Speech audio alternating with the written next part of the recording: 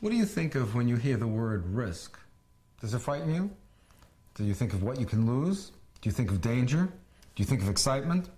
Well, whatever risk means to you, the chances are that you've never really thought about risking in an organized way. I want to welcome you to the world of risking, because if you think about it, everything worth having in this world depends on taking a risk. The person you want to love, well, it depends upon risking rejection to get their interest, maybe to ask them out, maybe to talk to them even. So many of us sit and wait for opportunities to happen, but the truth is, all opportunities are nothing more than a risk taken, because the opportunity is there all the time. What I want to show you on this series of tapes is the capacity that you already have to take risks, to help you develop that as a skill so that you can go into the world and carve your path and get your direction and get your goal and find happiness on your own terms. That's the key. Happiness on your terms. You cannot live someone else's life, and you cannot have someone else's goal. Not that they're not enviable, someone else's goal, but the fact is, what it will require for you to find a goal is your own belief in that goal. And if you are following a goal that is not your wish, it's not in your heart, then where are you going to find the energy for it? So the very first thing we're going to talk about in the seminar is helping you understand what it is that you want. But you know, everything requires a risk. Everything. If you just think about crossing the street, it requires a risk. If you think about getting on an elevator, it requires a risk. If you think about moving to a new location, or taking a new job, or even having a success, it requires a risk. A lot of us don't understand what we lose in each risk, because the truth is that every risk involves a loss. That's what makes it a risk, because risks are not steps. They are not something that you can take one step to the next. A risk is a jump. That's what makes it scary, because in that jump, you lose control. You only have your momentum to carry you. And you cannot change direction once you're in the midair, because when you're in midair, there's nothing to hold on to. Most of us approach risks without understanding what it is we're looking for. If you think of risk as jumping over a chasm, most of us would be terrified looking into the chasm saying, my goodness, I could get killed. But imagine if you didn't look in the chasm and didn't think about that, and you ran to the chasm, and just at the moment you were about to leap, you looked down and you said, wow, that's scary. You would lose your momentum, you would have a twinge of fear, and the chances are that you would be unable to do the risk. What I want you to understand more than anything else is that you jump the width of the risk, not the depth. But it is the depth of the risk, the potential terror, that will slow you down emotionally and take away all your steam. That's what this is about. You see, each of us is a unique blend of our strengths and our weakness. Your strength is what you hope is going to take you to your success. If you have a talent, that's your strength. But the chances are that you don't realize that with every talent, with every innate capacity to do something strong, there's also an equal and opposite capacity to undermine you. For example, my strength is honesty. People say, well, David, you can cut through to the heart of the problem. That's my strength. My weakness is dishonesty. It's not that I'm dishonest, it's that whenever I try to be too verbal or to BS someone, I lose myself. Now, there is no one who is more aware of my capacity to be dishonest than myself. That's what I'm ever vigilant about. Am I telling the truth? Is this really what I want to say? Am I faking it? Am I clear?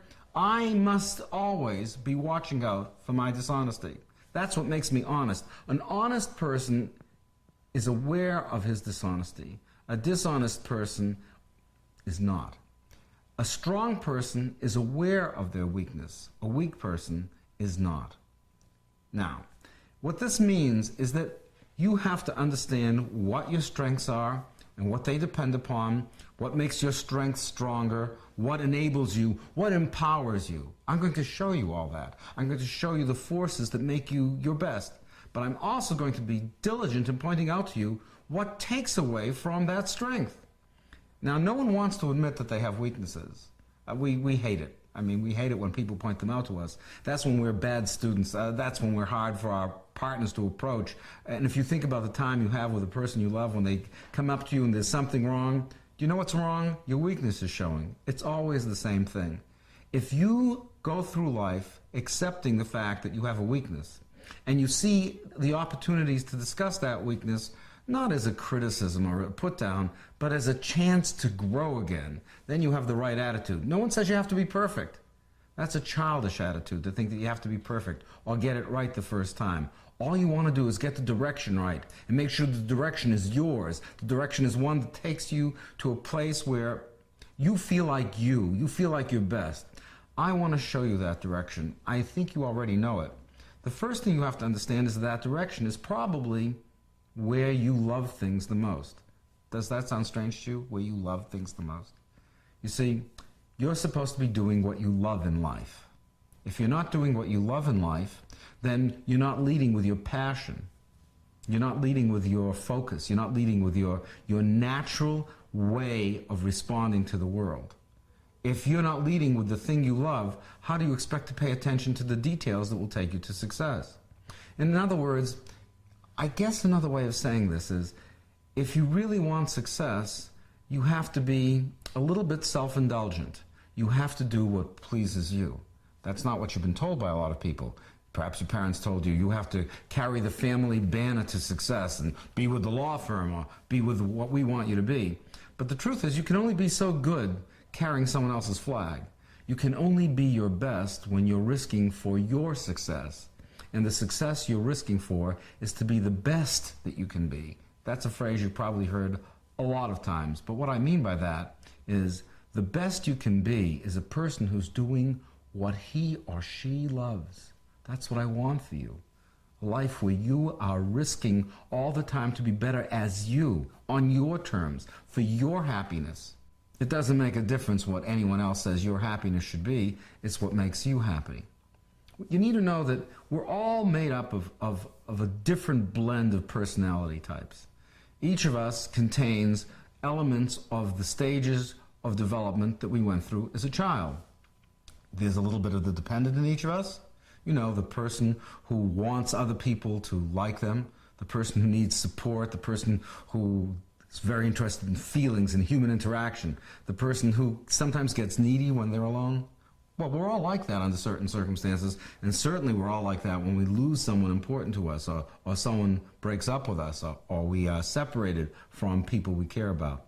Our fear that represents the dependent part of us is the sense of rejection that we fear. Then there's a part of the controlling aspect of our lives, and that controlling aspect can rule us as well. We may not think of these as controlling traits, but the need to be perfect, to be right, to be the smartest person, to be the person in control. Those are controlling aspects. You know what I mean? When someone finishes your sentence and doesn't let you get the point out because they want it to be the way they want it to be so they can argue with you. Controlling people manipulate you. They put words in your mouth. They finish sentences. They tell you what's right for you. They tell you what's wrong for you. But they don't want to hear from you because controlling people don't want to know that you have the ability to make decisions on your own. They want you to need them. Then there's the competitive aspect of our lives. And the competitive aspect is the success-failure part of ourselves. And success-failure people, competitive people, are always taking risks. The problem with competitive people is that they're so risk-conscious, and they think of themselves as such terrific riskers, but they're often taking the wrong risks. They beat the wrong people. It's like running a race with people who are 2 or 3 years younger than you when you're in the 6th grade. Of course you can beat them. No contest. They just want to win. Winning when there's no real contest is not a victory. Winning when you're not risking to live your best life is also no contest. That's why this is so difficult to understand, and that's why I want to make it clear to you. Some people risk all the time. The compulsive gamblers, the people who are always falling in and out of love, the people who become addicted to certain kinds of behavior. They want the excitement of life. But the excitement of life comes from having the right life, from having the right direction, and from finding every day a reassurance. I'm doing the right thing. I'm taking the right chances. I'm risking for me.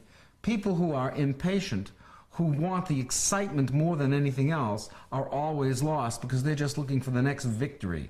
And it doesn't mean to them to be successful at something that's in their life. They just want to be successful at something and beat you. People who want to beat you are not people who are fulfilling their life. Real riskers aren't out to beat you. Real riskers are out to become themselves. That's what I want for you. Just as there are three aspects of your personality, the dependent, the controlling, and the competitive, so too are there three basic kinds of risks. The first kind of risks are risks of love, of emotion. Let me get that clear so you understand. We're going to discuss this in great detail. But an emotional risk is telling someone that you're angry with them. Yeah, see, right then, as you heard that, didn't you feel someone in your life that you'd like to go up to and say, you know, you hurt my feelings when you said such and such to me, but you can't do it. You can't do it. Why? Because it's a risk. Why is it a risk? Because they may not like what you said. And if they don't like what you said, I guess that means they don't like you. And if they don't like you, that means they're rejecting you. You're not lovable. You shouldn't have done that. But what's the pressure on you? You see, if you don't take emotional risks and tell people when you feel hurt, what happens to the hurt? It lives within you, it turns into anger, the anger turns against you into guilt, and then you think you're a bad person for being so angry. That's the price you pay for not taking emotional risks. You lower your self-esteem. With a lowered self-esteem, you don't feel you deserve to succeed. You don't feel you deserve to be in charge. You don't feel you deserve love or you deserve any of the good things in life. That's why emotional risks are at the heart of all risking, because they are the risks you need to take to maintain your self-esteem. Risks of control. Well, we know a lot of people who are able to take risks of control. You're going to buy 100 shares of American Talentel. That's a risk of control. You're risking your money. You're saying, I believe this money is going to get me the most strength and power back if I put it here. I am going to risk assets. Risks of power and control are risks of asset. They're risks of influence. They're risks of power. Yes, power. What do I mean by that? Well, for instance, if you reprimand a child and don't follow through, you're risking power. Because when you don't follow through, the child looks at you and says, that's an empty threat.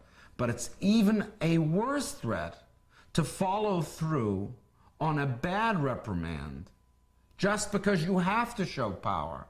Because then the child says, this is an unreasonable person, and therefore none of the things this person demands of me are worth listening to. So risks of control have a very strong propensity for going out of control. You know people who said, I'll show them, and then they throw their assets behind something totally stupid. A lot of the risks of war, by the way, are risks of power like that. No one's going to insult our flag, and so terrible things happen. You see, a person who is a controlling person also has to have good self-esteem, or else they run the risk of squandering their assets to protect that self-esteem. If someone calls you a jerk, you don't need to turn around and say something to them. You can also ignore them and not let it hurt you. You can be bigger than that. But if you have to defend yourself at every fool's criticism of your behavior, then you'll be distracted from your goal. Remember, your goal is to live your best life as you, not to be distracted by people who are going to put you down. People are always going to be putting you down when you take a risk, because your risk is going to frighten other people. You may not know that, but your risk makes other people say, ooh, look at that person taking a risk. I should be doing that. So they're going to put you down in order to feel better about themselves. So if you need other people's approval to risk, you're in trouble. We'll talk about where you get the strength from risking in this program as well. Finally, the competitive risks are risks in which you run the risk of failing. Failing. What is failing? Well, the point you have to understand, now this is going to sound odd, but you don't learn from your successes. Your success is a reward. Sometimes it's luck, but your success should be a reward. You only learn from your failures because it is your failures that give you a perspective of your weakness. Your perspective of your weakness tells you what you should be paying attention to. If you have a life where you got all A's in school, never made a mistake, never missed a touchdown pass, never did anything wrong, you wouldn't be a human being. We most admire those people in our society who have failed and fought their way back. The comeback, right? That gives us great heart. The hard luck story at the Olympics, where someone hasn't won for years, and finally, on the last race of his career, Jensen wins the 1,000.